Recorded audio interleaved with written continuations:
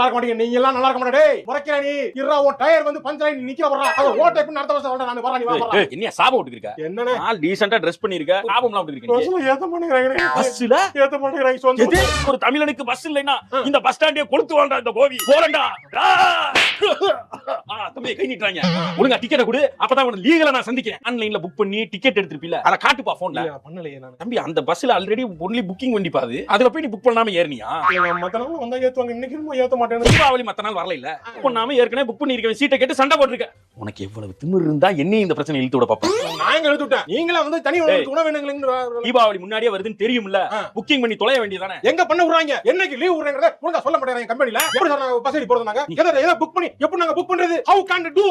தமிழ்ல பேசுறா. உனக்குள்ள எஸ்டிசி குள்ள ஏதாச்சும் வச்சிருப்பாங்க போ. அண்ணா அந்த கூட்டத்தை பாருங்க, கூட்டு பண்ணாதவங்கள கூட்டு போறாங்க. 500 ரூபாய் கொடுங்க பஸ் இருக்கு.